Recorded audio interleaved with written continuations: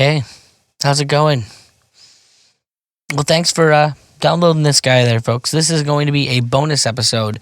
I listened to Raylene on a podcast recently start talking about incels, and for some reason, as should become evident in this particular bonus episode, I was a bit triggered by it. And so I invited Raylene to have a conversation with me about the whole incel thing and perhaps some missteps I think we're taking in dealing with it culturally.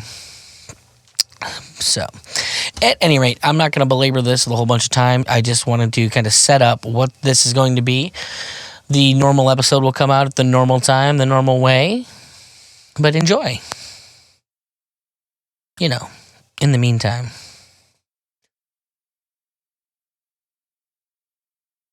So do you want to tell everyone that you wrote me and we're like, I don't know. Yeah, that was on everybody. So I can't remember even what show you were on. John Odermatt's Felony Friday with Anarcho Jay a couple weeks ago, and who I love. I love Jay too. I love all of you guys. But you started getting deep into the discussion about incels, and I've heard people talk about them before, and I understand why people speak about them the way that they do, to a degree. Yeah. Well, you basically were like, "Hey, I think you were a little too hard on everybody." Well, it's not even that I think you're too hard, but I do think that approach will certainly not yield results. It's not going to make the problem go away. I'll tell you that fucking much. And therein lies the issue. It's like it's like the whole Nazi thing. Does forcing Nazis underground make less Nazis? No, we know for a fact that it just makes more Nazis, because when they feel like they can't bring those ideas and talk about them and be respected talking about those ideas, then they just go into the shadows and they never get pushback. They never have those people that can pull them back from the light. And I think it's compounded. I think that there's a certain relationship between those two, because I think in very different ways they're attracting the same demographic. Like they're attracting. The whole point is they're attracing people angry, who feel like they've betrayed. been left. Yes. Yeah. Okay. So I'm going to get on the same page with you right now and tell you that when you reached out, and I'm used to people disagreeing with me about stuff. That's fine. But I was kind of like, okay. I wanted to be thoughtful about it and think about what you were saying. And I have to say, just like everything else, their different kind of messaging works with different kind of people. And there should be a little bit of everything. And I do know what you mean about, even we were talking, somebody asked me on a show, about the alt-right, on Jay's show. Jay had me on a show also. And he was asking me, and I was like, yeah, I think that a lot of good people that seem to understand things, their emotions about certain topics can start skewing them into emotional reactions, right? Did you ever see Key and Peele? I love Key and Peele. It was great up until the end, where it got way too woke for me, but the first couple seasons are fantastic. So do you remember that in the beginning of the show they would do little skits, or they would talk to the audience? Yep. And they said nothing makes a white person more angry than calling them racist, right? And they did a whole thing, and it was pretty hilarious, because one thing that I've noticed on social media is that you can have somebody who's not being racist at all saying something, and they'll be accused of racism. That is just the par for the course every day. I get accused of it all the time. Right. And I mean, you don't want to be the guy that says, clearly, I only got married because I wanted to put her in a place of subservience. Obviously, that doesn't seem like your style. But I think that assuming that she hates herself so much because of, culture, that she would be with somebody who's racist. It's the stupidest thing I've ever heard. What's more amusing is I literally got into a conversation with someone, and because we were talking about Hapa in a group, and I mentioned, very controversial. Well, and someone was asking about Austrian economics, and I kind of laid out, these are the big figures, and I will warn you that they do get more controversial the further, closer to timeline you get.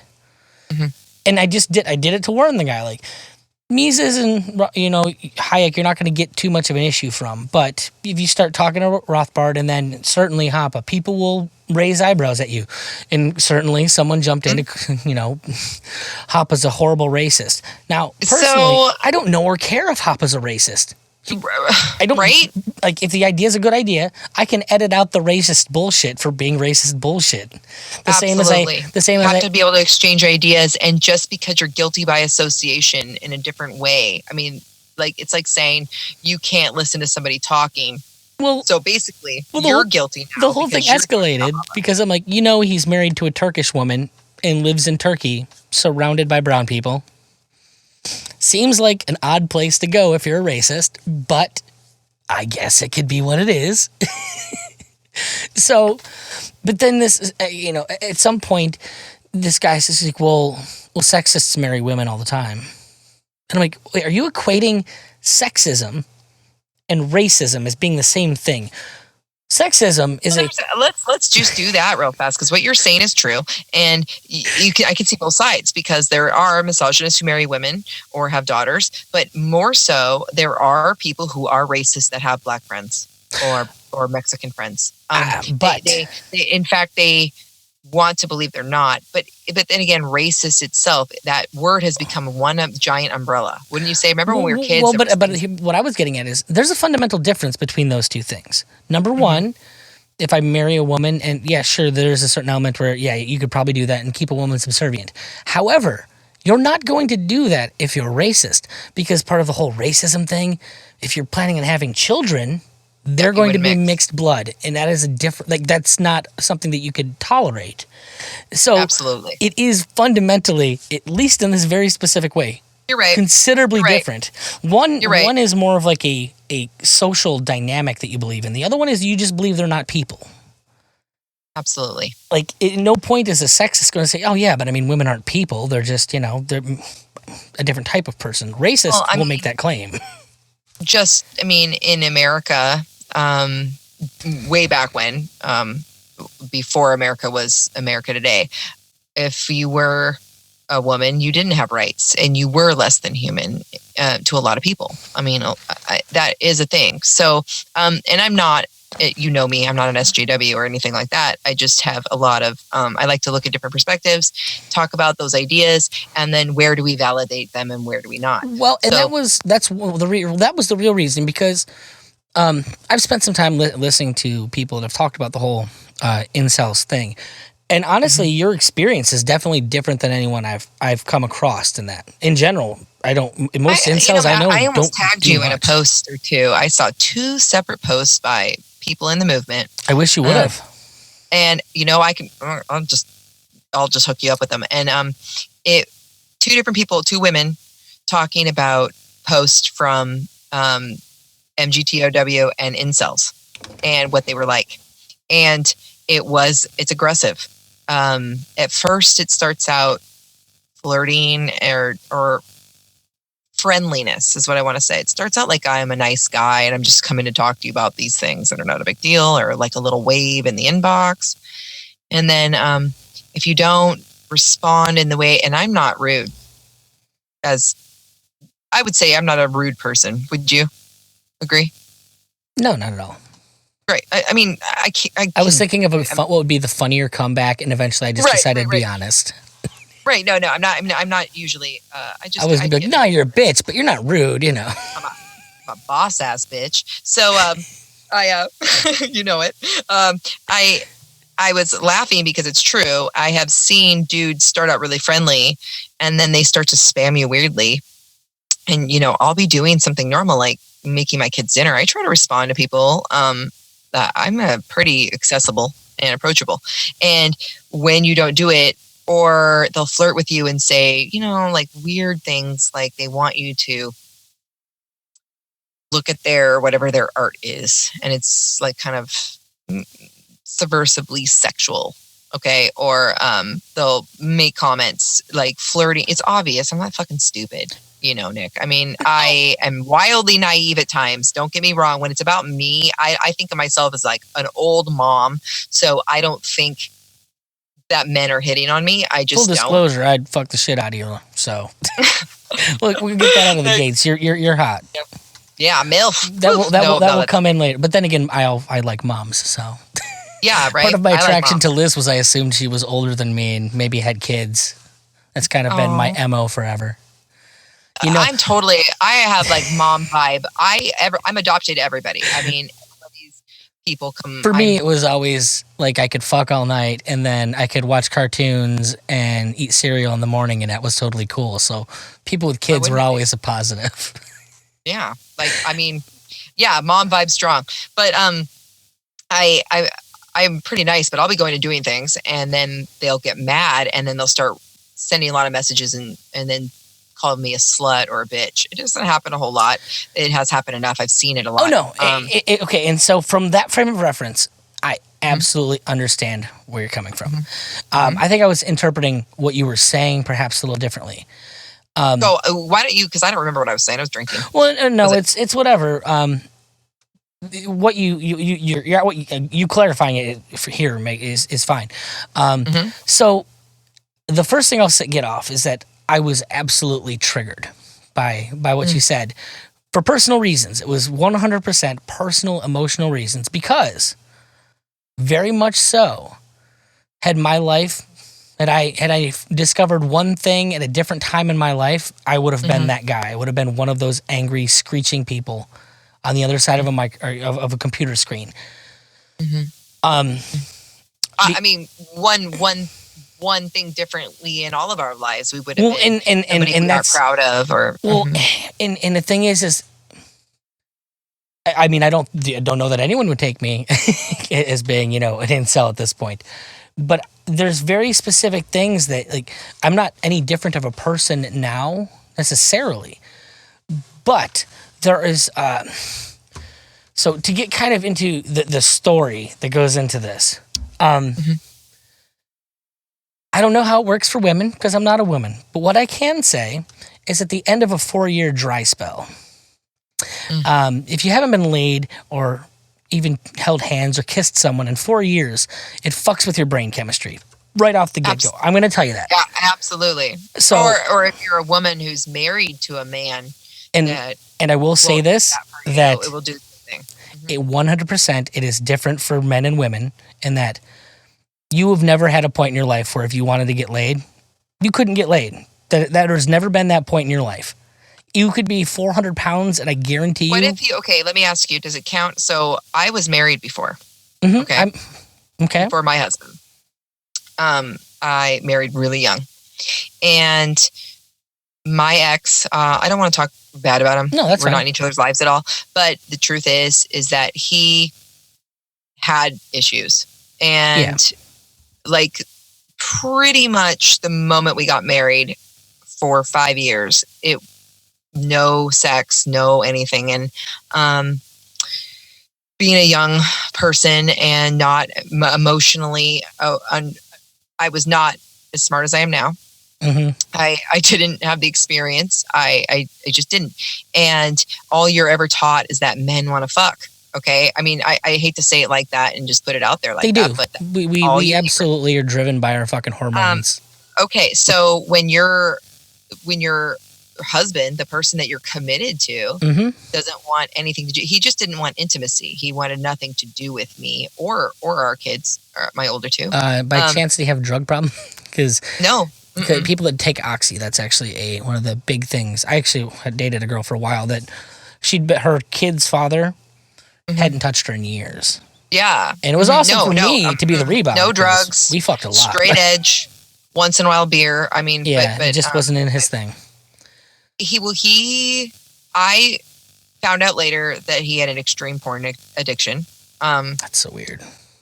That he didn't want to talk about, and that it's a funny story actually. So I'm on Yahoo back in the day when they had the Messenger, right? Yeah. And it's funny now. It ended our marriage, but and it's just porn, right? It's just porn. Everyone's like, oh, it's just porn. Well, if porn is a complete substitute for a relationship, there is a point where that is going to end your relationship. I mean, I can't imagine how that's possible, but if that were the case, that would be an issue. Right. So there was a point where I was like, okay, what is this? I mean, are you gay? or like just tell me. I mean, at that point I was like, we can be married and you can be gay. I just, for the kids. I mean, I was seriously trying to fix things. And he told me I was too fat, which is really funny because I was thinner than I am now at the time. And I know that's not true. So. And yeah, like I'm tall and I'm meaty and delicious. I'm delicious. So fuck it, right? I didn't say it. Don't nobody point anything. Don't call me an incel. I'm not the one that said it. No. My fedora's in the other room. I'm just embarrassed, so I'm just talking some shit. So okay, but the truth is I wasn't. But I heard all of that criticism, and I had a not great relationship with my father, of course. You know, the whole fucking thing, and playing out not being loved is a thing that people do. And same with the incels, and same with the MGTOW. Obviously, they have emotional issues that they don't understand, and I have empathy for that 100%. Well, and that ultimately is my issue, is that. Well, yeah, we're attacking like the way our society deals with that is that they attack victims. In this case, is the one instance where it's completely okay to attack people that society has fucked over. Like, and also, have you seen those victims that walk around being total motherfucker assholes that you just don't want to be? Have you ever had somebody tell you that they want their life to end, that they're very unhappy, and then when you try to be a friend and talk to them, I'll do one better. I've been that person. And were you an asshole and then refused to? I was getting to that part of things. Ooh, okay, sorry, go on. So you find yourself in this position, and as a case in point, so at the time I had a roommate who was a moderately attractive girl, and I was interested in her. And I'm a fairly put together guy. I've got a steady job, got an income, I've got my own place, and was interested in her, and she thought it was a better place for her in life to fuck the pillhead in the room next to mine. So I'm looking at this. So what about me is so fucking awful? Did she want pills? Probably. I mean, that's probably the thing. But the point is that's not how, when you're in this place and you're already down on yourself, what you see is I am such a piece of shit as a human being that the fucking pillhead who had to have his heart fucking restarted 2 weeks ago and has been through rehab 4 times, who's living in the room next to mine, is a better option than I am. I don't think I'm a bad person. So is the problem me? Clearly the problem has to be something else. And so then now that it's been established, well, the problem can't be me. What you find yourself pulling back more and more. You find yourself retreating into the one thing that you know you can count on, which is yourself. Now, while this whole thing is going on, all it takes is we're all looking for a community. And so you find that one person that says, look, dude, you're not the only one. This isn't about you. You're right. This is a whole system. It's set up, and you either didn't have the things to play ball, or you just don't want to play ball. Yeah. So fuck that. That's where the MGTOW whole thing is that it's a game that's set up. You were destined to lose. Fuck them. Go do your own thing. There are some good points that are made. So as you retreat into this whole thing, though, you get less and less capable of talking to people because you do it less. And so, like, the minute anyone actually responds giving you any kind of attention, immediately your brain freaks out because it doesn't know what the fuck to do with this. And so all you have to go on at this point is perhaps you've seen people interact in movies, because you spend all your fucking time on the other end of a computer. Everything that you do is all awkward and calculated because you just want to make it make sense, and none of it makes sense. Absolutely. And then eventually you find yourself in such foreign territory that you're completely lost, and you just try anything, see if it escalates. Is this going to be the thing that changes everything, and maybe you can go back to being a normal person? And then you misread the situation, and you tried to escalate something because you don't understand how the fuck these things work. I grew up literally I'm glad I kind of did, because of the way the world is working currently. I grew up terrified to talk to women, and I was always very, very shy and had difficulty long through college dealing with women because I was always like that whole always respect women kind of thing. Yeah. I'd internalized that to the point where I thought that just talking to a woman without her initiating conversation was gonna put me behind bars. This is what we were talking about on the show, and I was talking about, and I'm going to say some things that could hurt people's feelings, and please everybody just try to hear this in a way where you can hear my best intentions, please. Okay. This is the problem with teaching boys that everything they do is an assault on women. This is a result of uber feminism, and it's fucking disgusting. When I look at it myself as having been a bleeding edge in that, because like now that's the way we do teach boys, and I kind of parsed that out myself when I was a child, that was the way that boys were supposed to be treated by women. Mm-hmm. And did you have a dad? What's that? I did. I have a fairly normal family life. Okay, yeah. Well, so here's the other thing. Was your dad kind of like a very supportive man that the mom runs the show? So this will probably contextualize that better. My dad was class flirt, and I was most unique in high school. So I was not the cool suave guy that my old man was, and I never had that was just not me. And so I think there was certainly an amount of I just wanted to make my dad proud.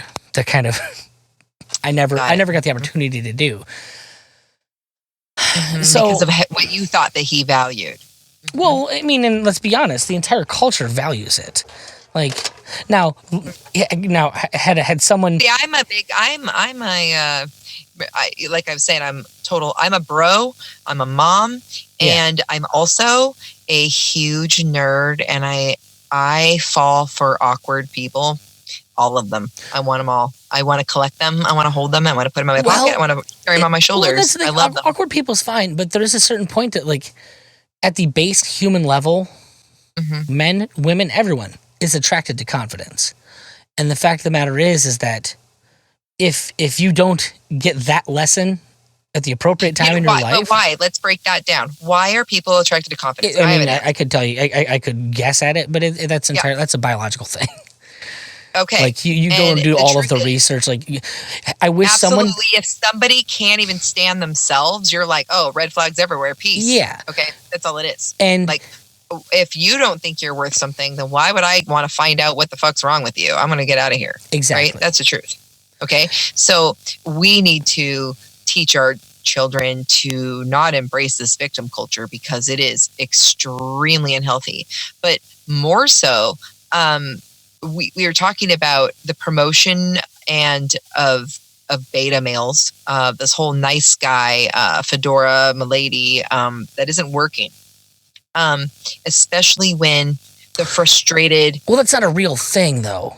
Like that's a thing. What that is someone who's given up. Like they're retreating into watching movies and fucking classic literature for this concept of. I wouldn't even say that's giving up. Is. I think they're not giving up. I think that alone, when you're saying they're trying, because they're looking at they're trying to use mimic behavior to what is normal. They don't know. They don't know, and we're not allowed to ask. No one's allowed to talk about it. Well, and that's exactly that. When I say giving up, I wasn't saying they're giving up trying. It's just they're giving up on. It can be, or that they give up shortly after they try all that and it doesn't work. You know, my husband said that when he was a kid, he didn't have a dad. Yeah, he didn't have a dad, and he was raised by his mother. And his only understanding. So when you're saying this, it really means a lot. And by the way, he is extremely alpha now. That he's embraced that in himself and understands. I just wish somebody had given me Cialdini's influence when I was fucking 12. My life could have gone very differently. Right. And that's the thing, is that he only knew romance movies, like rom-coms. Like, I grew up, I have every John Cusack movie ever made. Okay, so you get it. So that's exactly that's what I grew up on. His mom watched a lot of soap operas and a lot of, bullshit TV, and then they would watch these romantic comedies, and that's all he knew. And he was not allowed to talk about feelings, and he naturally doesn't talk about feelings. So his natural state. Do you know anything about Enneagram? He's a 5, right? Which is never heard of it. So it's very intellectual and very. They're the observer they have a hard time coming down on a decision because they're always so busy observing that they don't move from the gut enough. Okay. Super quirky and amazing and inventors, and just he's a genius. I know on a personality scale or the personality thing, I'm a INTP or an ENTP, depending on the Of course day. you are. Do you know I collect INTPs, Nikki? Do you know that? Yeah, well, No kidding. Or an ENTP. I can be an ENTP also. You cannot be both. That's not how the stacks work. I know all about it. But no, people but that say actually it depends it depends on how you take it. But I'm also a Gemini, so technically it depends which of me you are. You know, you and I, Peter, let's nerd out together and do Enneagram together, and I'll help you type yourself. It's going to change your fucking life, dude. Okay? So it will. When you figure out what other people's numbers are, when you can figure it out well enough to type other people, it changes your life. You're like, oh, that's why they're doing that. They're not just doing that to an asshole. It sounds like I'd have to concern myself with other people. Yeah, this is called elevating your life and growth. You're gonna love it. You'll also have a superpower. I have superpowers because of it. So nice. Well, I don't want to mooch off of your superpowers. I have it. If I've got the same superpower as you have, then that's not useful to you. No, what? I have room up here on this cloud. We can hang out together and pretend we know everything. So I'm listening to you have this conversation with Jay and John, and it wasn't that you said anything that necessarily I felt I even disagreed with. It's gross. It's just gross. Well, I'm saying, I don't mean to be rude, but being pathetic and using that as your armor, I felt pathetic. So I had this horrible marriage. So here's this thing that like, and I felt pathetic. I thought I was disgusting. Yeah. I am young, and that was the best I've probably ever. Oh, so my husband calls me fat, so I lose all this like my 15 pounds. I'm emaciated. I'm working out every day. Yeah. He still doesn't want anything to do with me. Right. I don't know what to do. Yeah. I'm on the Yahoo Messenger, and I had this like it was like pictures, funny pictures that were on a screensaver that would rotate. Yeah. So I was like, oh, I'll just use one of these pictures, and I didn't even look at it because back then I didn't know how to use computers back then. I was just double click something and I'll go, oh, it'd be like Judy Garland or something. Like, that's what I had pictures of. And I walked away to take care of my babies. And I came back and I hear this bing, bing, bing, bing, bing. Right. I come back and everyone's like, nice pic, nice pic. I'm like, what? It's strangers, right? Because I don't know anything. Yeah. I'm new to the internet. I come back and there's a pornographic picture. So he had all this porn on the computer. And it was so everyone they thought that I was posting a picture of myself or something disgusting. So I'm thinking, fuck yes, he's sexual, and whatever he needs, I will help him. Yeah. Because I couldn't get any attention from him on any level, like hanging out or doing anything or talking.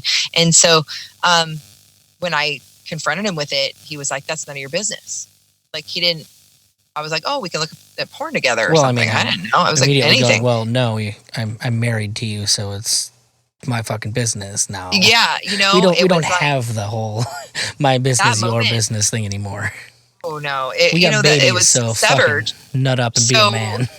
So I literally had done everything to be good enough, right? And so I get the feeling of, when am I going to be able to be loved? Why am I not worthy of love? I'm a fucking good person, and I'm fun, and I'm cool.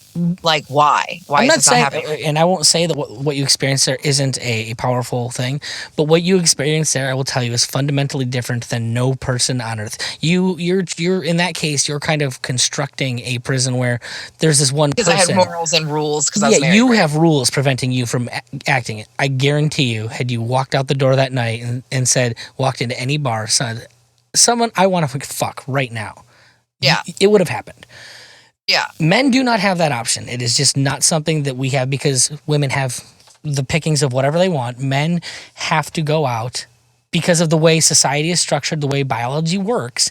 Like, mechanically, your shit isn't going to work for us to do our thing if, we don't have something to make that worthwhile.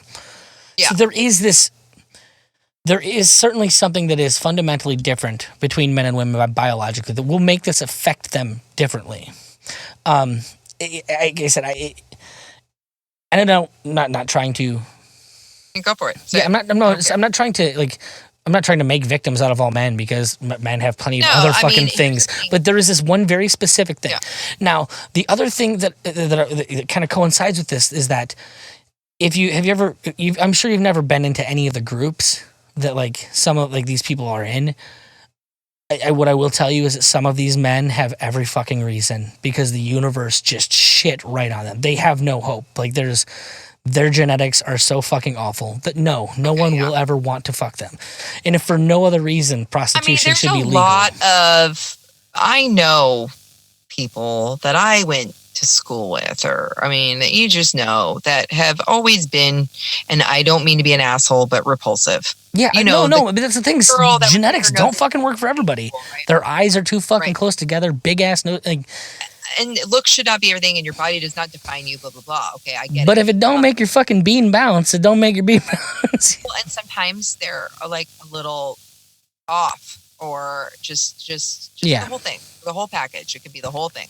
And I know women, not a lot, I know some that fit that bill, and they are married, and they are with somebody. And it is... You can do that as a man too. And creating your value is very difficult. It's a difficult concept because we have not been taught free market values regarding our relationships or ourselves. That's absolutely. I think that in both cases, there are people that do fall so far off the spectrum that they're probably just never going to find somebody. And that's awful. Just the numbers aren't there. And this is why prostitution should be legal, by the way. Well, yes, and that's the first thing. But yeah. No, we were talking like, absolutely. If there's someone that would fuck a troll for money, and that saves him from falling into this place, who fucking cares? Like, I'm sorry. Absolutely. Like, I would much rather that happen. The fact of the matter is that it kind of there's a kind of a divide in. Men in those groups that are either really weirdly acting puritanical, and like they're above it, and that all women are sluts, and I hear that a lot. I see that a lot, and I just think that's and I think a lot of that is in the same thing with we talked about. There's certain similarities with ANCAPs and that crew, because every brand new ANCAP is an asshole. They're like, they just going out of their way to call everybody. They're going out of their way to call everybody they know fucking statists, and you're all morons. Nobody knows as much. You haven't read enough Rothbard and Mises. I'll own you in whatever arena you send me. Right. And I think there is certainly in any type of ideological group, and what this is that, in an effort to feel validated as people, they found an ideology that makes sense for them and allows them to find value. And it's, while I disagree with them, I the way that people attack them, we kind of turning it back to where we were at the beginning, because it is involving relationships and people, we want to attack it like we would attack any other ideology, while we're ignoring the fact that as we attack it, like especially in your case, if you go out and you talk shit visibly in front of these people in the same way that say, a black person commenting on how awful white people are, you're just making that racist lean into his racism. You're just making that sexist lean into the sexism by proving everything that they thought right. There is another side of that, though, because I'm going to bring up the ANCAP thing again and say this, because I hear all the time that the reason why you're libertarians and anarchists are never going to get anywhere is because they're too hardcore, they're too mean, they're too direct, they're too bold, blah, blah, blah. You hear that all the time, too. Well, no, we're not going to get anywhere because the system is gigantic. And obviously. Okay. But but we hear that all the time about messaging. And this is where I'm at with it. Some people learn from tough love, because when somebody I became an ANCAP in Facebook comments. Okay. They were saying some nasty shit. They were talking about age of consent, and I'm in there arguing with people. And then there's always a voice of reason. So those people are out there planting seed. They're making me decide where my boundaries are. Oh, and I'm okay with this. Sure. So here's the thing about this.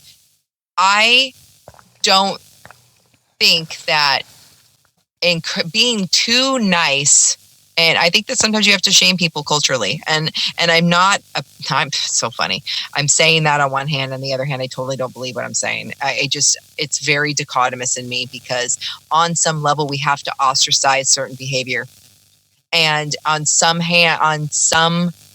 level, we have to hold other human beings accountable in a free association way and let them know that you could be right where everybody else is at if this was not what you were doing. And that is the bottom line for me. No, I understand that. The behavior itself is repulsive. You wouldn't be, you're overweight, or you're too short, or whatever the things that girls say that's just bullshit, right? You don't make any money, you live at your home with your mom, or whatever that is. Those are circumstances. Things can change. I just don't think that looks are everything. Well, once again, you're still looking at this from the perspective of like these people. Like if you get way into the whole ideology, the people that buy into it at the degree to which you would classify them as an incel. They do not believe that. Fundamentally, they've reached the place where they think, no, that's bullshit. Like clearly, I can't play that game. Otherwise, in these past 10 years or 16 years, whatever their life has been, they're not able to. So is my saying that it is a really stupid idea and gross? Let's just say that's what I said. I don't know, something stupid like that. Okay, so that's my comments, is like, oh my God, it's fucking nuts and sad and pathetic, and I don't like it. Okay. I think sad and pathetic is the thing frankly, the place to go. When there's a vitriol when you talk about it, though, and the vitriol is what scares me. It's the fact that you're not disgusted, you're angry. Disgust is something that you can deal with. The fact of the matter is, really do. I'm triggered by people that play victim. Okay? Absolutely. But the fact is, we do have to realize there are actually victims in the world. Oh no, it's different. That I have empathy for people, but and what do we do with people that are victims? Do we write them off, or do we try and show them where they're fucking up in their thinking? And that's I'll tell you that I've tried to talk to people, even in our movement, that have these tendencies, and they're mean. They're fucking mean. They're the victim. But you know what? I don't want to fucking help you if you're mean. No, by the time 2, or I'm like, fucking peace. I don't have time for this shit. I have too much to do. I have people that actually need my help all the time, because that's I understand. And I am angry. I'm very annoyed by people that need the most help, that will turn around and bite you. I just don't have time for it. If you want to train baby killing pit bulls to somebody, go for it. It's not for me. You know what I mean? I just don't. I always, I would once in a while go out of my limb and go against my gut instincts and try to help somebody who, or just love somebody who just needs love. Yeah. And try to help them with the tools that have helped me in my life, that have helped me heal. And, it's like as soon as they start to feel better about themselves, be able to exercise it, and it's working, it's almost as if their trauma possesses them and throws them back into a horrible place, and they will make it to where you cannot love them. And I do have a hard time with that, Well, and once again, I'm not telling you that it is your responsibility, Raylene Lightheart, to go out there and you have to change the mind of every incel in the world and make sure that all these people knows that they can't be loved, because that's fucking retarded. I just am careful with that. I don't want to do tough love all the time. My concern is that that anger that you clearly feel. Yeah, that's the only emotion that I've ever seen anyone take with these people. There is no fair. one out there advocating saying, look, these people, yes, I understand they're fucked up, they're lost individuals, but they're victims. I mean, it's like let's talk about like we were talking about the alt-right. It's the same kind of thing. Absolutely. Okay. And my thing is that I'd like to see people advocating for talking about fixing the things that actually make these people. Yes. Now that is like that's like, I'm not saying you have to go and change all their minds, but we need to have a discussion addressing why these people exist in the first place. No one is having that conversation. No one thinks of them as victims because they're just another fucking they're just white men that couldn't get laid. Nobody gives a fuck about them for that reason. Well, I think that there's a point where I remember somebody said this once, and it was, if you can't make anyone want to help you, then what's wrong with you? Well, but here's where this becomes problematic, and because this isn't just a problem for these people.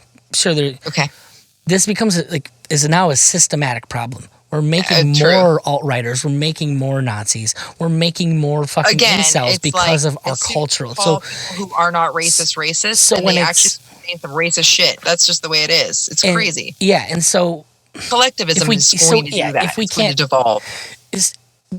But if all we ever do is talk about these people as, talk about them for being, the assholes and the problem that they are, without ever addressing how the fuck they're created in the first place and things that can be done to help fix that, we're only going to have more of them, which then becomes a problem for my daughter. It becomes a problem for your daughters when there's more fucking assholes out there that are harboring ingrown resentment towards fucking women. Like the only fix for that is to try and fix the systematic cause of that problem. And I feel like no one is ever going to have that conversation until we start really just addressing what these people are. And okay, so that was my issue. Like it's that I just feel. What are we doing? Because I agree, but the thing is, if I was to describe the movement, I would probably say it in the exact same way. And I do feel bad for them. And I do think that we need to raise our young boys to be confident in who they are instead of putting on, and here I go. Now people are going to think I'm a hippie here, but you are a hippie. Why are we not teaching our boys to be emotionally intelligent? It's because of the abuse cycle, Nick. So do you know anything about what the abuse cycle is? Do you know what the definition of that is? I mean, abusers tend to be victims of abuse tend to become abusers. Statism being the cult, that's also an abuse cycle, right? It's the whole idea behind peaceful parenting is that everyone thinks it's okay because they were, abused when they were kids. So it's okay to spank your kids. Yeah. And so, and then biblically it would be like sins of the father. Yeah. Okay. So, for those listening, so to help them relate. So here, God, I hope there's none of those Bible beaters listening. This is what my book is going to be about. This is what we're talking about. Okay. What later? And it's about healing through anarchy. That's what it's about. Mm-hmm. So it's about understanding what motivates people to do the things they do, what the ego is, and how to listen to the ego trying to make you feel the certain way that is extremely negative because it feeds that pain body inside of us, right? So when you were describing what it feels like to be an incel in the way that you imagine. Well, no, there was no imagining. Like I was being very honest. Like that was a place that I was in and had the like.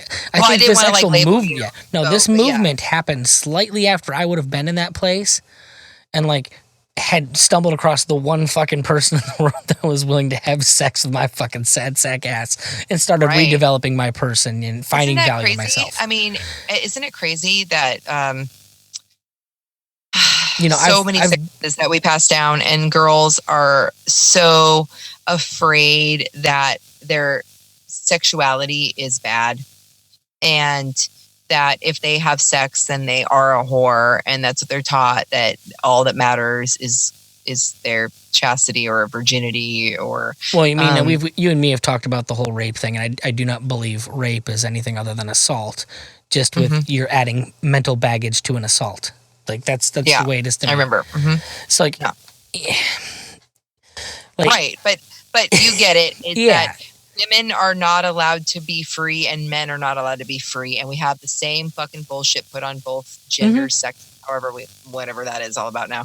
And well, and a lot of this is ignoring the fact that there are actual human biological fucking needs that need met. Like for anyone to sit there and go, oh, well, sex is a necessity. Now, fuck you. I'm going to tell you right now, my brain didn't fucking work. Like it did you ever not see work. the Seinfeld episode where George, they were all on a, like going celibate, and then Elaine gets really, really stupid, and then George becomes like a genius. That's and hilarious. Did you ever see that one? But that is probably how that would work, by the way. Please watch it. It's I'd have to like Seinfeld. No, well, you're missing out because Curb Your Enthusiasm, Larry David. No, Curb Your Enthusiasm is a far superior show to Seinfeld. Okay, it's like the same show. Don't be daft. No, like, it's not. Same show. It's just better because it was his own show where he got to make it about himself. The only difference. Like George was based on him. Yeah, there was narrative. Right? Yeah, there was narrative structure in that show. There was no narrative to Jerry Seinfeld. It was a show about nothing, and I didn't have time for nothing. It was like the same show. It was just the first. It was like version. Curb Your Enthusiasm is just like 2.0. Just for the record, it's funny that you mentioned Curb Your Enthusiasm because the girl that I broke my 4-year streak with was the person who watched Curb Your Enthusiasm, and I watched it with. So strange wavelengths in the world. I feel it. I'm vibing all the time, right? Okay, so we have the abuse cycle. This is what we need to do for people, okay? We need to help people learn that the expectations of them that people have are not theirs to carry. We have to teach them that that's not their value, okay? Who they are is important. Who they are. Most people don't know who they are. Half the things they think they believe, it's just because people told them they should. Yeah. That's it. And we know that because we do politics, right? We understand that. Imagine how many people still do not know how to be individuals and let go of what people think about them, and to how to create these free market relationships where they do create value and they find ways to be entrepreneurs for themselves. I mean, we could sit here and go over and analyze all the fucked up issues that involve in like human relationships. Like one of the things I always laugh about is the number of divorces that happen because people believe that marriage is supposed to change everything. And I think that is the dumbest fucking way to approach marriage in the world. Like that's because of the government. Well, and I think that I blame the state. The way that I look at it, it has nothing to do with the government. My point was that they're like certain women and men both believe that marriage fundamentally changes the relationship. And to me, I look at it as a contract. To me, I look at it paper, Nick. So a piece of that's the thing. They have it in their head that married life is a different thing from dating life. And to me, I always approach it as, okay, it's just, I wish more people did see it as a legal contract. To me, marriage is, hey, we have a good relationship. Let's lock in the fucking details right now. And this is the contract moving forward. Most people look at it as, all right, so now that we're married, now this is how this works. And everyone has these expectations of the other people. They can't leave me. This is the abuse cycle again. Yeah. Instead of saying, all right, I get to spend the rest of my life with this person and I'm so excited to keep growing and getting better. Now we have legal fucking whatever in place. So if one of us dies, we'll be safe or something, right? Yeah. Okay, whatever the fuck that means. But the truth is everybody says one thing, but they feel and believe a different thing. And you have to be able to read between the lines and understand what really is motivating people. Well, no, I'm autistic. I say how I feel, good or bad. Okay. I was just saying this on Jay's show. I'm like a social autist, for sure. And I see, a lot of the people in my family or friends that have varying degrees of autism. They think in systems. So do I. I just do it differently and I do it socially. I just want everyone to be playing by the same rules. That's why I became a libertarian. I just want everyone to have the same fucking player's handbook. It says D&D, God damn it. I'm with you. Okay, so our politics, emotional stuff, all the same stuff. Yeah. It's all the same rules. We just have to put a language to it so people can understand it. Yeah. That's it. And can you imagine having the same political rules for ourselves? And you have to be really honest. You have to go to the root. Being radical we should be radical everywhere. Radical. Yeah. Go to the root. You got to go every time you think you're doing this thing when for you this say reason. That, do you hear Roger Paxton in your head? No. Well, no. I can't hear strike at the root without hearing him and his fucking southern. That's really funny. I don't want to strike at Roger. The root. Yeah. The lava flow. Yeah. Anyway, where was I? You were talking going to the root. Yeah, you were talking about going to the root about your book. So every time somebody in a relationship is doing something, they always think it's for this reason, and that's the ego tricking them almost every time. If you think it's this reason, it might be true in a court of public opinion, but what's the real reason? There's always more behind it. There's always something behind the curtain. You always have to look at that. And so most people change in their marriage because they're thinking, oh, they're not going to leave me. You've never taken any communications courses, correct? Mm-mm. What you're actually talking about is called the Johari window. Mm-hmm. And in the Johari window, there's what we know. How do you spell it, please? I couldn't even tell you. It's been years since I've even gave a shit about it. But the essential idea is you're picturing a 4 squares. Each one is like a pane of glass in this window. Mm-hmm. And then you have the stuff that I know about me, and the stuff that I know and that other people know.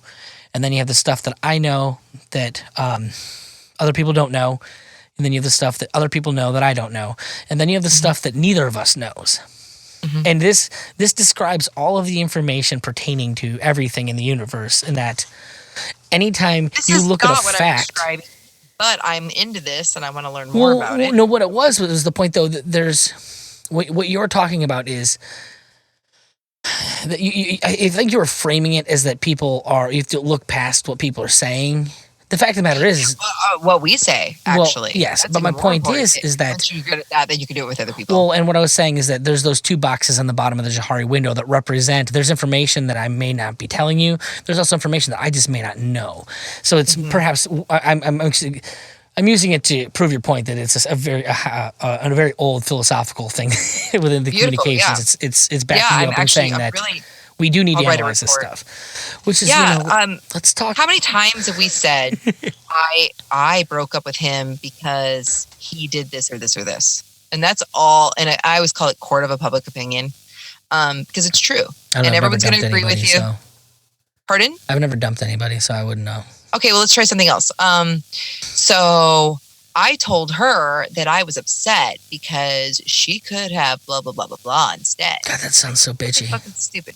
That's all fucking people are. They're all fucking bitchy, all of them. And it's because of their egos. They cannot take a slight, a perceived slight. I think we just need to hang out more, Raylene. You've got too many bitchy people in your world. I don't know anyone who acts like that. Oh, my.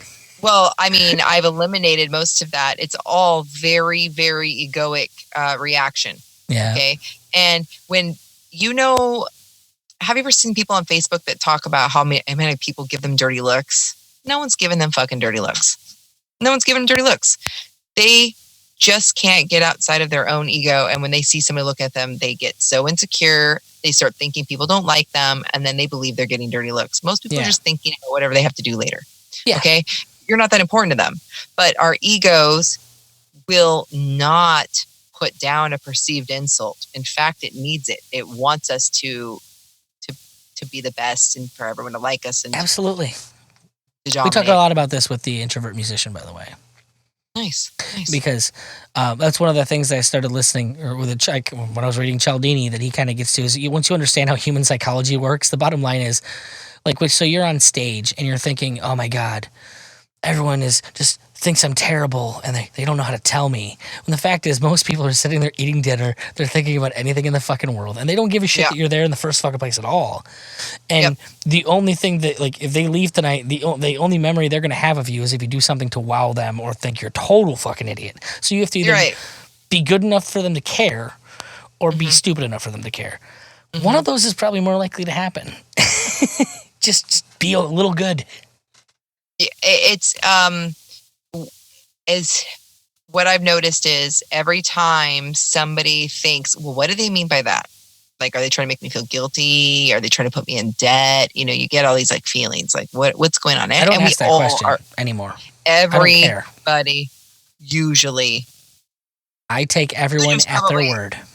That's good. You probably have exercised that and learned it. Well, then that's exactly it. I make it a point. It does me no fucking good to sit there and wonder about what they're trying. Which is when we take it back to having a discussion about, you know, Hans Hermann Hoppe. He's a racist. Okay, where's your proof on that? And why should I give a shit? I'll take him at his fucking word unless I've given a reason not to take him at his word. He's never broken into my house and tried to kill my wife, so. Right. What do you? Well, they're talking about physical removal, and that's what they're talking about. But I mean, in the same vein, they talk about Tom Woods being a racist. I mean, and Ron Paul now. I mean, it's everybody. So everyone's racist. So and don't even get me started on who says that stuff, especially when they're at the top of the party. That's I mean, insane. I will always point out that I don't know why I have to care if they had good ideas.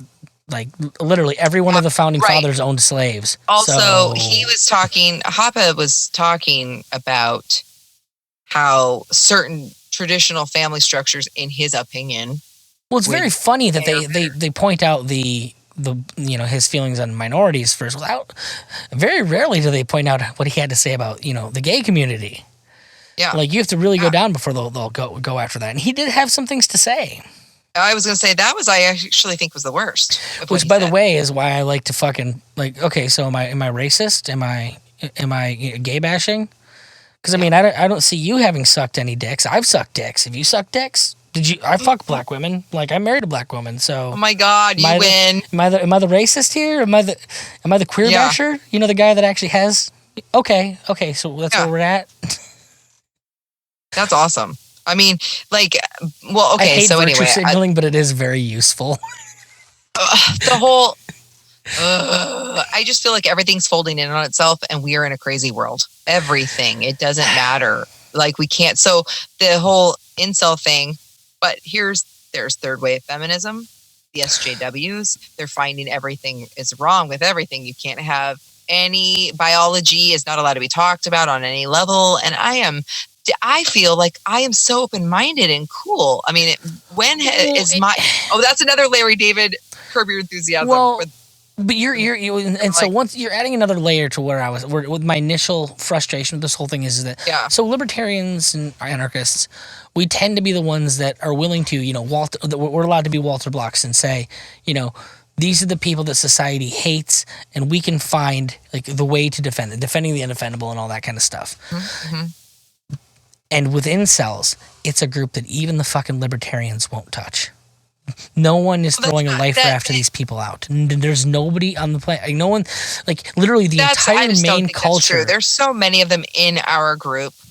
There are so many people that I may not be labeling themselves either of those groups. Well, no, but they follow them. They're in those groups and they talk like them. And they're all over. I can hear it now. They talk shit about every one of them. Like I'm telling you right now, those people exist because we will allow them to coexist at best. But I guess my issue, which is, I guess, perhaps better than the rest of society would treat them. I got into it with, who was that one lawyer that used to be in the Libertarian Party and then they left to join another party? Dern? It's Alicia Dern. Oh, Alicia Dern. I got into it with her probably a year or two ago about this whole thing. And but once again, my issue isn't that people have an issue with them, because that makes sense. Like, I understand it. But it's still collectivism. But when the entire outside, well, obviously the human brain likes to fucking collectivize. It does. Like, it has to for threat assessment. Yes. Mm-hmm. And understanding that, like, to me, that almost makes it worse the way people fucking treat them. It's like, okay, so you realize this is a human need that they're acting out on, and so fuck them. Like, that's where we're at. But like literally, we have an entire culture that's going in a direction that is going to make this worse. Like, as a white man, you're going like it's not getting better for me. I'll tell you that much. Now, I've got a beautiful family. I'm past where I have to give a shit about any of this. Mm-hmm. If I had a fucking son right now, I have no idea how the fuck I would raise him in this world. Get used to liking computers and stay the fuck away from people. That's about what I got for you. Yeah. I have 2 sons. How does that work? I mean, how do you approach the idea? How old are your sons? Is the first question. My oldest is 18. Okay. So he's clearly at least gone out there and to some degree been involved in the whole dating world, I'm assuming. He's having a hard time with it, to be honest with you. Mm-hmm. And how do you as a parent, like, how do you approach that? Like, what advice do you have for him? I'm curious because it's just I can't even imagine. I encourage him to ask girls out. How does that work? I'm curious. Like, how do you ask a girl out? Oh, well, I'd be like, what does that even mean anymore? Like, people don't date. They randomly hook up. You meet him on Tinder. He got the balls to. He's such a sweet kid. Let me tell you, he is. Again, I think if he was raised a little differently, he could be in the same crew. As in, he's so easygoing. Yeah. He is. He is so respectful of women. He's also used to. He has a very strong woman as a role model as his mother. Yeah. But that said, I am like. I don't talk to him like a little boy. He's a man. Yeah. And it's been a really fun switch lately. I'm like, I'm not going to tell you to fucking clean your room because you're a man. It's hilarious because the world doesn't look at him as a man. Like they look at him as we don't do that here. He's a man. And I was laughing my ass off. It was hilarious because someone posted, it was a meme I saw the other day, and it was, we have to stop referring to young women as girls. And because it's like there's no equivalent to that on the women's side, or it was I think it was girls. And I'm like, yeah, because the word boys doesn't exist. Yeah, like I'm going out with boys. It's a boys' night. Yeah, yeah. It was like you don't have girls' night out because we're women. Okay. Well, you can call yourself women. Everybody has a voice, so they all think they get to fucking tweet it. And then one asshole says something. Well, when 34-year-old women stop acting like fucking 13-year-old girls, maybe. Bingo. I can't, Nick. Okay, so here's the thing. This kid, he likes anime. He likes computers. He likes He's fucked. Yeah, he's great. Here's as a frame of reference for me. He's a very good guy. I never wanted to date. I don't like the idea of dating. There's no fucking point in dating. I wanted to get married. Like I wanted to start a family and do that kind of shit. And unfortunately, he's going to be the same way. Unfortunately, people just want to go fuck around, and then that's it. And that never appealed to me as a person. But when that's the only option, because that's where culture is, how do you navigate that without internalizing that there's something wrong with me? So he knows there's nothing wrong with him. He knows that he needs to get out there and be brave. He also knows that he struggles with fear. So here in therein lies. So when I called my dad saying, "Dad, why do I not want to eat this fucking gun right now?" Yeah. I don't think there's anything wrong with me. I think the world is fucked up. Yeah. And I don't see it changing. So what the fuck is the reason for me not to kill myself and just be done with it? Because I don't want to deal with it anymore. That's everybody's life, man. We all have to find those reasons. That's our job. Absolutely. And once again, so tough. Like, when you're in that place and somebody comes along and throws you a life raft and says, "Hey, man, just opt out." That's why the MGTOW thing. I don't necessarily even have a problem with the MGTOW thing because at least they're being honest about. Like, I think that you personally, I would imagine you'd get more of the shit that you don't want to deal with from the actual incel people than the MGTOWs. Because MGTOWs, I think, have kind of washed their fucking hands of society. Like, all right, I'm going to go fucking just do what I'm going to do.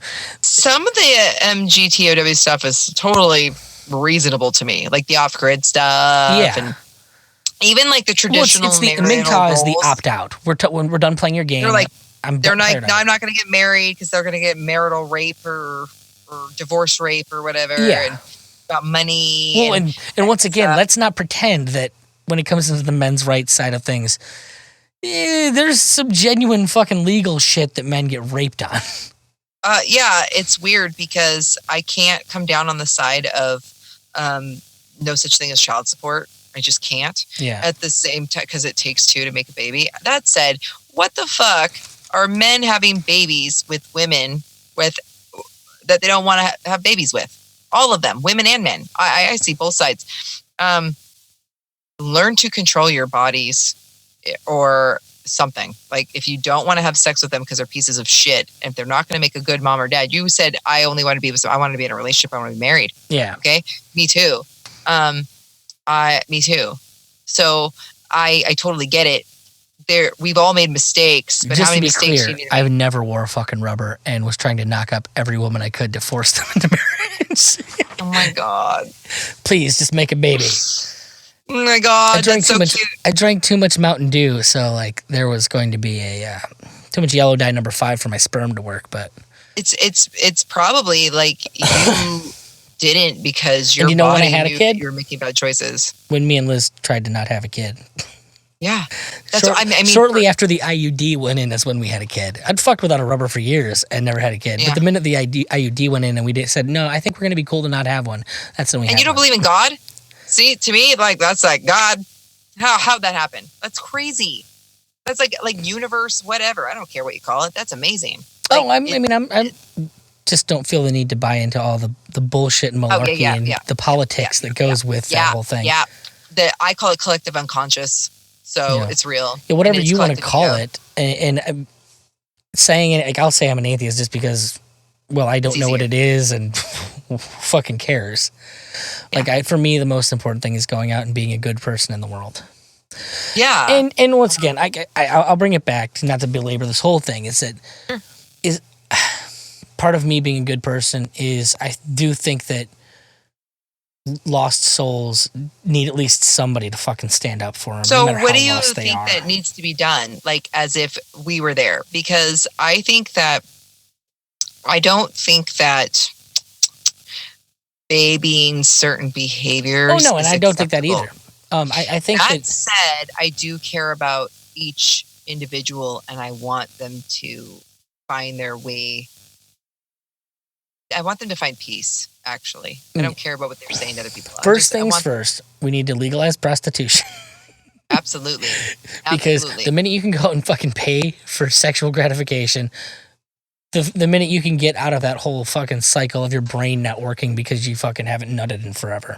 Right. Like, human intimacy is important. If you fail to get it, there has to be a way to provide that.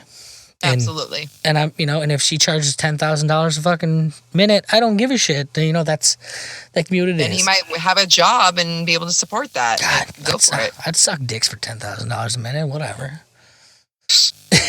I'd have a hard time. I don't know that was really forcing me to do anything I wouldn't do anyways, but whatever.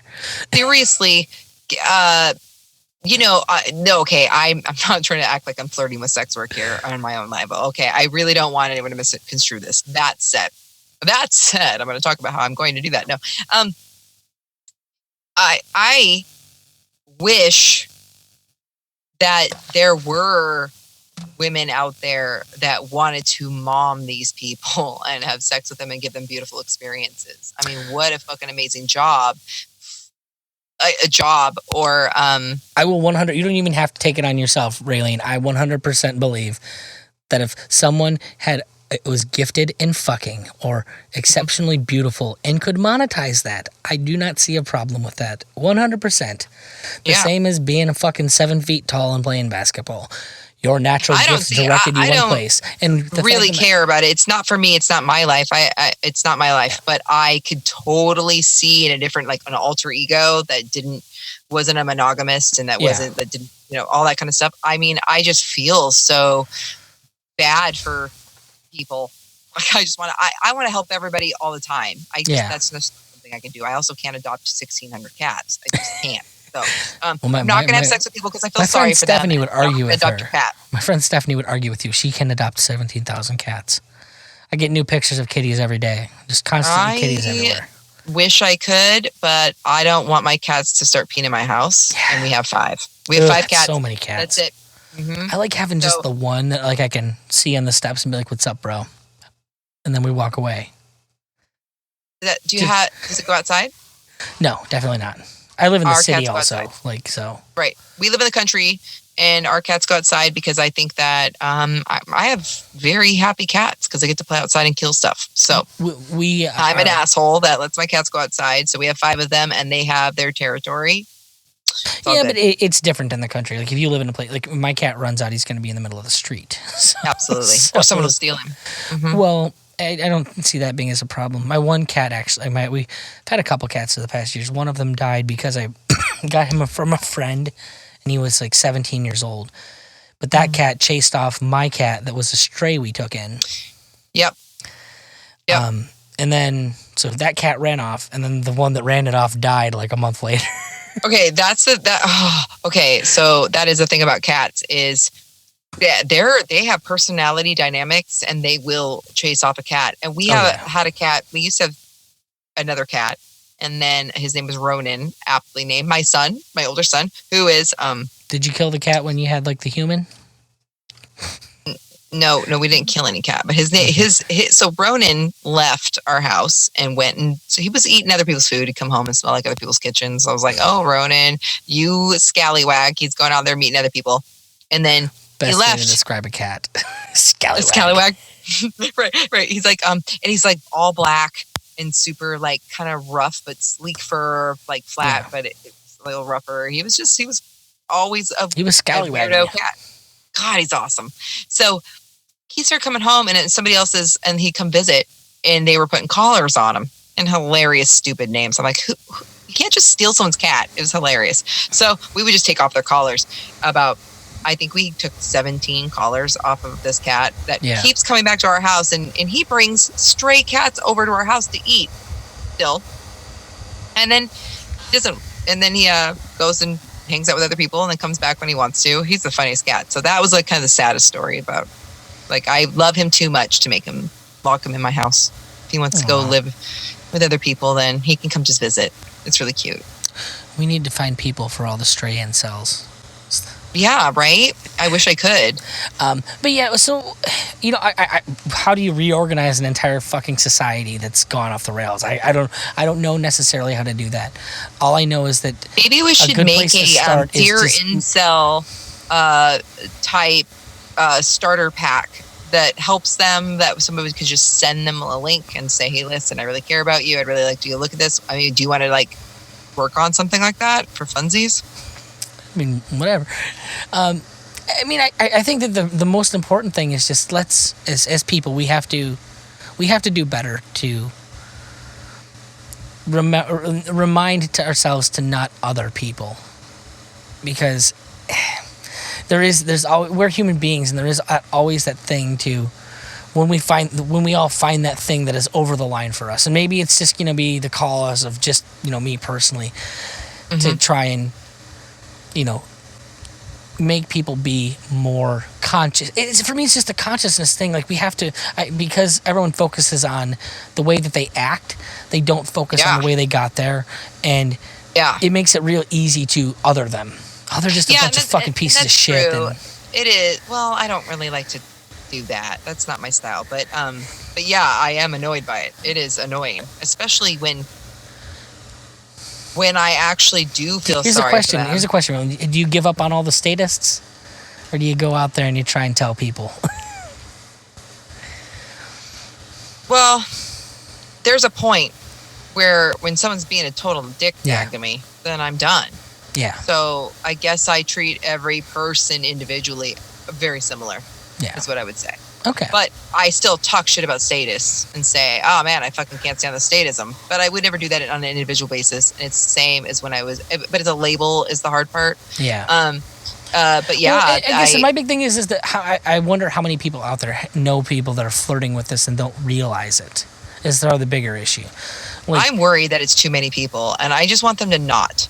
Like, I want to, red flag. Like, don't do this. It's only going to hurt you. It's only dangerous. It's like thinking, you know what will help me? Crack cocaine. That's what it's like. Yeah. Well, Serious. I mean, but once again, so the problem, like so much of the problem is, it's okay. Well, you gonna fuck me? Make me Right, and I can't. There's fuck nothing them. you can do And about so that. that's, I can't fuck them, and I don't want to. That's fucking. I don't want to. Okay, gross. Hashtag Raylene fucks the world. Really fucks the world. Yeah, not like that. Well, hey, no, that could be right next to the new hashtag, Hashtag Bolden's gay Lapsitarian. agenda. We just interviewed last Friday Michael Bolden for Sounds Like Liberty. Gosh, I love him. Oh, dude, it was hands down my favorite episode of the show, I think, so far. He's fucking a riot. He is genuinely always that fun and that good. Oh, well, no, me and I feel like me and him at least we have the fact that we're not from the right. We're not righties initially. We're not Republicans that became libertarians. We're fucking hippie musician artist types that became they joined all the fucking right wingers and the libertarians. Yeah, I mean, well, and I don't. It's funny because I did come from the right, but I am always called a hippie. I'm always teased about it. I do my own thing. Well, that's why you've got to go and you got to find yourself on the Liberty Hippie Podcast Network. Yeah, that I run. Yeah, I really want. I want to do. I wasn't joking. I literally run a podcast network with Ben Pangy called. Yeah, I love him, and I just liked your stuff, by the way. Yeah, I'll come on your guys' show and do a thing with you guys if you want. I think he'd actually mentioned you coming on about something. I don't recall what it was though. Homeschool. Before. Yeah, he does that. Me and him actually host a free market environmentalism podcast also. Where we talk. Really? Yep. And then let's see, and we've got we're going to be putting out Cannabis Heals Me on the network. This Week in Liberpods, and Culture of Peace is going to be on there as well. That's amazing. I'm always interested. I love playing with you guys. So Crunchy Granola Freedom is our fucking tagline, by the way. That's awesome. That's awesome. Well, for me, it was so much of it was softening the idea of liberty. I think you should. I want to come back to this because I know you're like, oh, what? I have to care about people. I have to do shit. I know, you're so funny. Okay, listen. I think you should take this idea about this podcast that we're doing right now, and roll with it, and maybe make like a manual or a. I'm serious. Arvin Vora already did. It's called Pull Out. Dude, my friend Tiffany fucking loves that book. She's like, she's buying it for people. She's like, this book's fucking amazing. I haven't actually read it. I know that I liked Arvin when he was on the show. I love Arvin. I love him. I disagree with his messaging fairly often, but I do like Arvin. Yeah, I love him. I think he's. I mean, what I will say is the same thing. I am not convinced that he's not a Fed. Because if you were to try and put somebody in a movement, for COINTEL purposes, you would make them be the most pure, and Arvin is clearly the most pure, which makes me doubt that he's actually one at all. He's trying to lead us all into Oklahoma City bombings. So he's trying to radicalize us all into bombing places. That's what this is all about.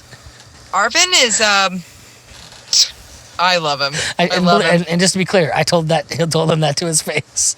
I would too. I think you're trying to make us all outward dissidents that are going to prison. Oh my God, he's so fun. He's very disciplined. Can we just talk about how sexy Arvin is for this reason? He's the darkest white supremacist I've ever seen in my life. You know. Oh my God, so fun. How many Indian white supremacists do you know? I didn't even know what ethnicity he was, to be honest with you. Well, all I know is he's not white. It's clearly to look at him.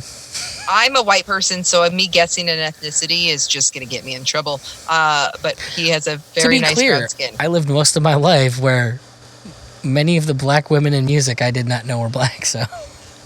Oh yeah, that's me. I was telling you that I had the same problem. Vanessa Williams, Mariah Carey. I'm pretty positive I thought they were white 90% of my life. Oh my God, I was in my 30s funny. before I found they weren't. I love you. That is so funny. Okay, so this is what I want to say.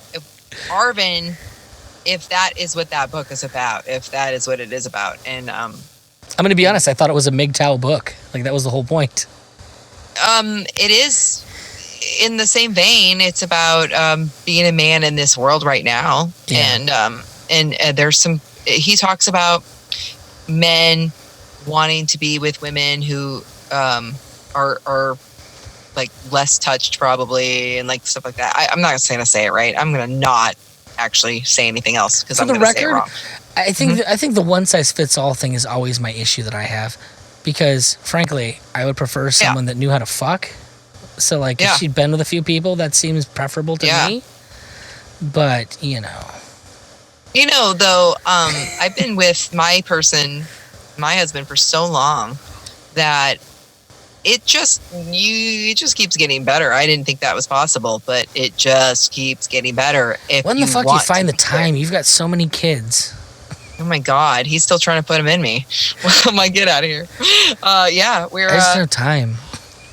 We make it, and that's why we're very happily married. I'm sure of it. It's just I hope Lizzie's happily married to me. I love her dearly. Yeah, I know. Yeah, no, it's all about it. Like, anyway, what I like about Arvin is that he's a disciplined dude. And I respect that so much because I'm pretty disciplined in a lot of places. But I'm always striving to grow and be better and get better at what I do. Yeah. But men are striving for things that may not suit them or really be what their dreams are or what they're really looking for. And I'm not saying that Arvin has all the answers, but I definitely know as a person, if he was going to be mentoring anybody for anything, it would be about being brave and trying something new. And if it doesn't work, putting it down and trying something else. If it doesn't work, fuck a friend instead.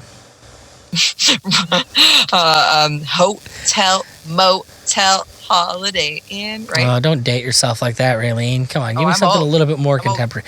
You're like 2 years older than me, I think.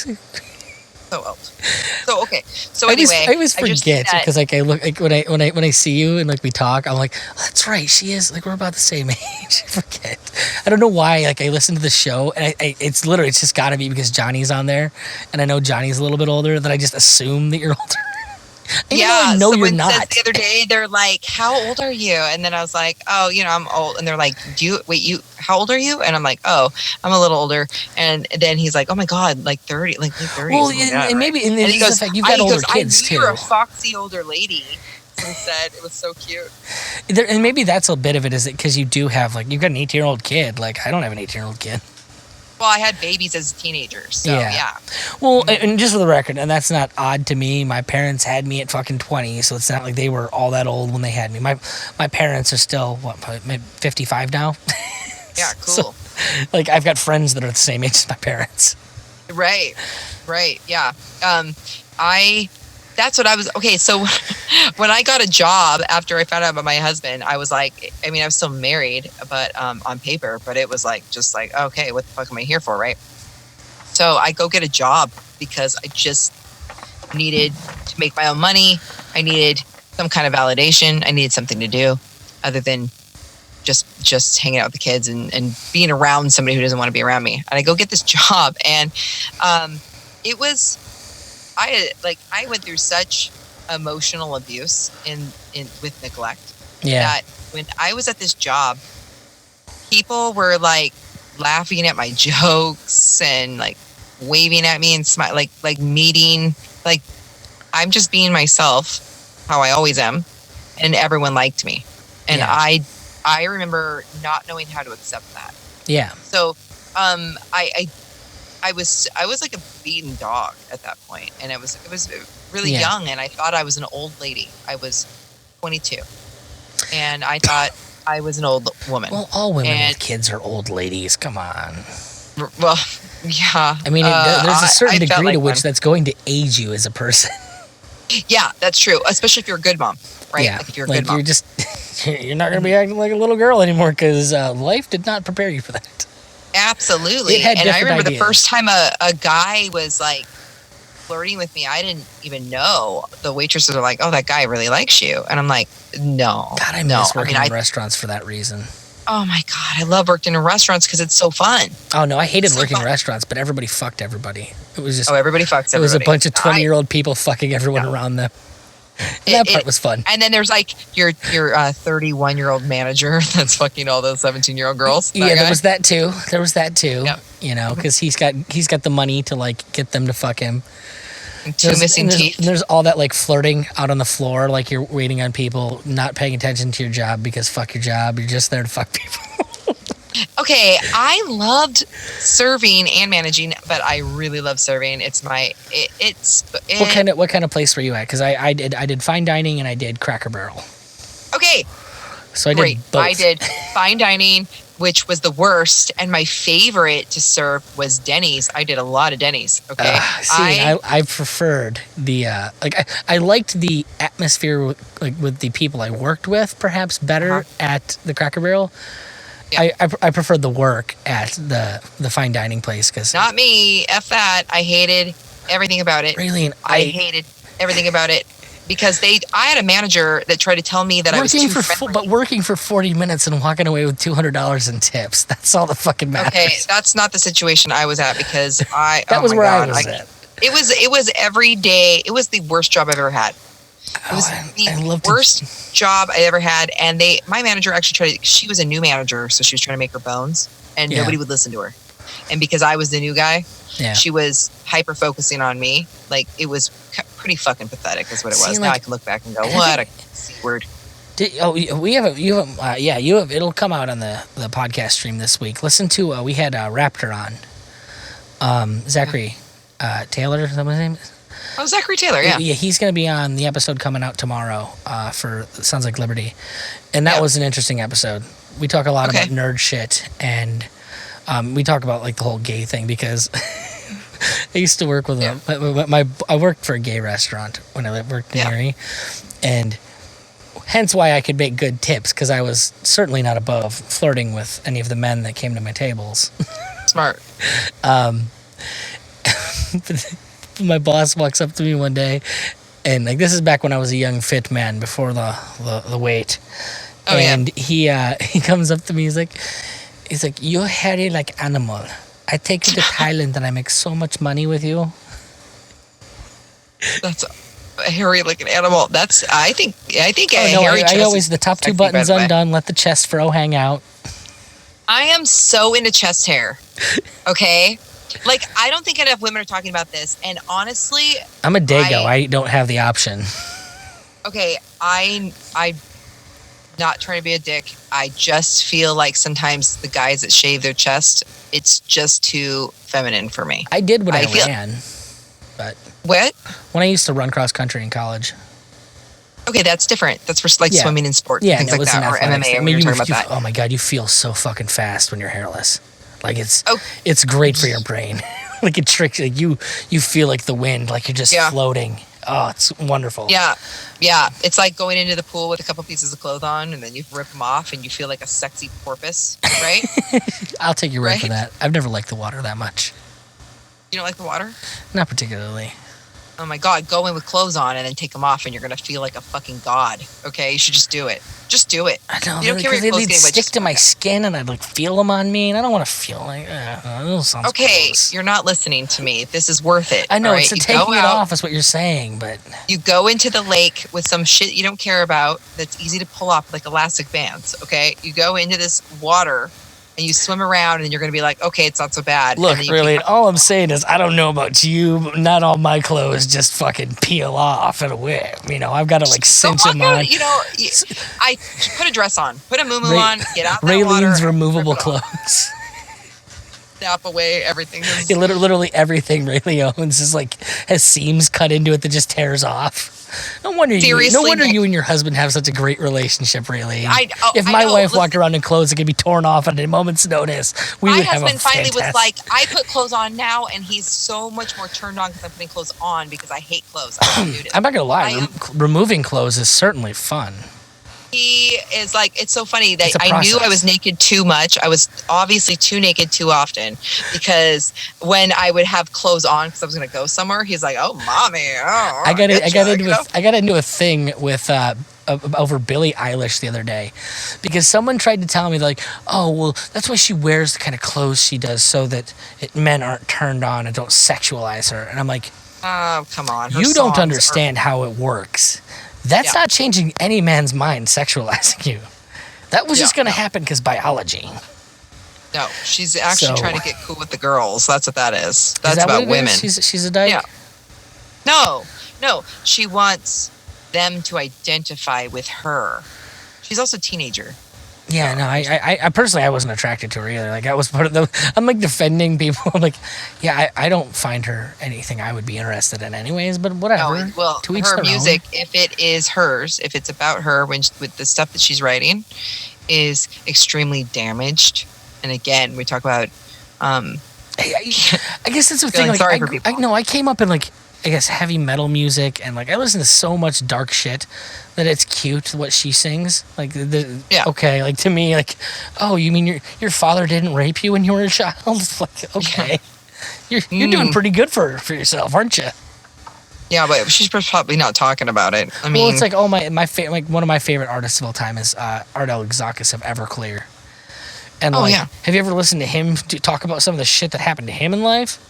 Which is why some of those earlier records are so fucking intense. Like, he talks about being raped by the older boys when he was a kid, like shit like that, and you're like, holy fuck, dude. How do you even process that, let alone become a rock star? Kicking so much ass. Yeah, right? I don't know, but again, it's first of all, artists. It's as if the world needs a certain amount of artists just for the balance of energy exchange in this universe, as like conduits or storytellers or some kind of physical manifestation of these huge feelings that people have that's a story that needs to be told. I don't know. There's something about an artist because they all seem to take the way they feel things and the trauma that they've gone through and the way that they do art. And I have my 4-year-old, my littlest, Dorothy Veda. Okay. Named Darth Vader. You got what, 15 kids? Yep, 15. Yep. Well, I mean, the way you talk about your husband, I just assume, you know. Oh my God. I mean, if we had the money and just like, you know, I got definitely. She's like, we'd be doing that quiverful lifestyle, let me tell you. Oh my gosh. I love making babies with that man. And he's a great dad. She's like, I like the process. I like the end result. It's a good life. The whole fucking thing is good. What a horrible feminist you are. You are a horrible woman. Terrible woman. I trick him with this chalice. I'm like, fill it up. Chalice. That is such a fucking silly word. Why do they use that in the Bible? One of the better options. What about the Bible? I think it's just a word. Chalice? Yeah. I mean, you know, it's the Ark of the Covenant. Like, wasn't that like where they kept the chalice that Jesus drank out of? Like, they use chalice all the fucking time. That was a chalice. It's a kind of cup. It's also very important in Catholicism. Yeah, I'm not a Catholic. I don't miss being Catholic. I don't miss not being Catholic. I was raised Catholic, so if you ever wonder why someone becomes an atheist, let that be your lesson. Not for me. But I know some amazing people that are Catholics, and they're like, oh, you don't get it right, you don't understand. And then I was like, okay, and whatever. I'm really confused as to why Tom Woods is, though. It bothers me a little bit. Why he is? Yes. So here's where I'm at with it. I don't understand how anyone can be Catholic if they're not brought up in it, and certainly not someone as intelligent as Tom. Okay, I've had a lot of people tell me that my spiritual beliefs are, for somebody so smart, I can't believe you believe in God or Jesus, right? And let me tell you that my gut has never steered me wrong. My gut. It's not about the God thing, though. That's not the thing that bothers me. Yeah, that's what I'm saying. I understand how people can believe in it. So hear me out. Catholicism is the thing that bothers me because it's a dogma. It is a political organization. Organized religion of all sorts are run by people, and they are run in a way that can be exploited to control and coerce and shame and control people through those things. Okay. And I'm not dogging anybody's beliefs. They can do whatever they want, and I'm happy for them. I mean, that's fine. You can do your thing. I just want people to fucking leave me alone. Yeah. You know? So I'm not out there trying to judge, as long as and obviously my wife is a Baptist. Like, yeah, Baptist. Right, exactly. So right. And I so pick on her perhaps sometimes, but well, you're just a teaser anyway. You tease her. I am. But she does well with it. She's a sweetheart. I love her. I keep telling her, like, Liz, you have to get more in the social media because I'm a son of a bitch. People like you. Like, you're the reason they listen. I love Lizzie. I want to hang out with her. I think we'd have she should do the Facebook stuff so I don't have to, and like go out and make those people like her, because I'm perfectly content being a prick on Twitter where everyone is a prick. Yeah, we should just do a Facebook Live, like a roundtable discussion sometime. Anytime you want to get a hold of her and have her talk, please do. She's not the type to reach out, unfortunately. So yeah, she's shy. Yeah, but she's gotten much better. Like she's so much better than like when we first interviewed me and her. Mm-hmm. Like, yeah. You're so weird. I am.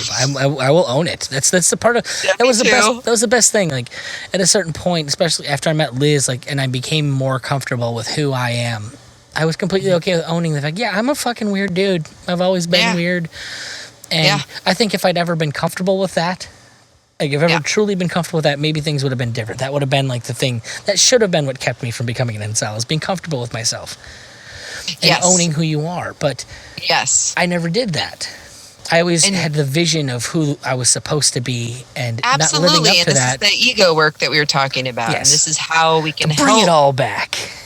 Yes, and this is how we can help these people that are so stuck in the idea of what is supposed to be and what makes them successful. What makes them lovable, what makes them be understood, and what everybody is just trying to be understood. Yeah. Everybody just wants to be accepted. Everyone wants to feel like they're not going to be abandoned, that they don't have to earn their love, or that they'll even be capable of doing it. They're just hoping they'll be capable of it. And because of these super ego messages that we hear and we feel throughout our lives, but specifically when we're children, we are constantly repeating that either putting ourselves in the situation to where we feel that way because it's what we know, or we're always trying to counteract that and hack our systems to feel differently than we did then, and to change it. And it's and this is part of the abuse cycle, but every single person, no child comes away from childhood unscathed. Some just have the tools to be able to handle it with less trauma. And it is well, but I will be the first to pause it and say, do we have a world in which we can where we could do that? This is where I will always kind of will always have issues with it's the human condition. Well, and biblically when they talk about, okay, I'm just going to get crazy with you right now, okay? Okay. When they talk about sin all the time, people think it's like an action. They think it's like this thing, and they always try to make it, if you do this, you're a sinner, and then you're going to go to hell. That's not how that works, okay? I'm straight up telling you that these are symptoms of the ego. The ego itself is sin. So you can look at the Bible and translate. All right, Marianne. Get some fucking crystals for me. Yeah, you want to hear some more? Miss Williamson over here. You take the word ego and you can replace it every single time, and it works perfectly in the sentence instead of the word sin. So if you start to think about when your ego is motivating you to do that, now all of a sudden the stories start to make sense. Raylene starts selling Bibles, and she just goes through and replaces sin with ego, and that's the only difference she makes. The only difference. But here's the thing: all the parables and these stories and all these things, when you understand how ego works, the separation itself is the lack of connection between the universe, God, you, me, all these people. When we're not being connected, it's because our ego is trying to separate us from others. No, you should talk to elevate. You should talk to Jacob Lindsay of Tasting Anarchy. Really? Have you listen to those guys at all? I just saw something the other day. It's an excuse to drink wine. First off. Yeah, I'm a wine drinker. Well, they're a wine show. Yeah, I saw that. Wine and Anarchy. And but Jacob is actually a Quaker. Cool. And I've tried to get out of him. Me and him have talked religion a couple times because he actually kind of got Liz interested in it. And if the Quaker church was closer, she'd be interested. The Quakers were the only ones that were nice to the Native Americans, says Rothbard. Well, they probably were. He's got a very interesting outlook on this stuff. I couldn't do it because their services are an hour of silence. And I couldn't stop running my fucking mouth for 20 minutes, let alone an hour. And I'm content with that. But Liz was really interested in it. So anyway, it's just kind of a cool way of looking at things. I'm not saying that you should do believe anything. I'm saying that I'm saying you should release a fucking Bible and make some money. See, that I just want to talk about how we can look at these concepts and start to change our minds and free ourselves and free our hearts and liberate ourselves. That's what I want to do. Hang out and be cool. Right? Me too, man. Why can't we all be chill? Yeah. So that's all I want, man. Like, that's a person of the way. That's what I am. I'm a person of the way. And that is the way. Living in the now, being connected, gratifying, find joy in our work. And because we all have to do it. We all have to toil this earth. So if we're going to do it, we have to enjoy the moment and be thankful for what we have and put good things out. And it's just, Well, I smoke a pot. To give myself the ending and the outro for this. I appreciate you coming on and talking to me about incels, Raylene, and hopefully, I got out of it what I wanted, because I really wanted some clarification on what the world you were living in had in it, and if nothing else, I kind of wanted to give you a way to have a personal connection to that world via me. Thank you. To see how close perhaps we can be to it and not realize how close we are to it. Totally. It was awesome. I'm sorry I triggered you. I'm glad. I like being triggered, I like getting my cockles up and going to war. Me too. It really teaches me a lot about myself. Yes. It's real. So, all right. That was me ending the actual performative side of this.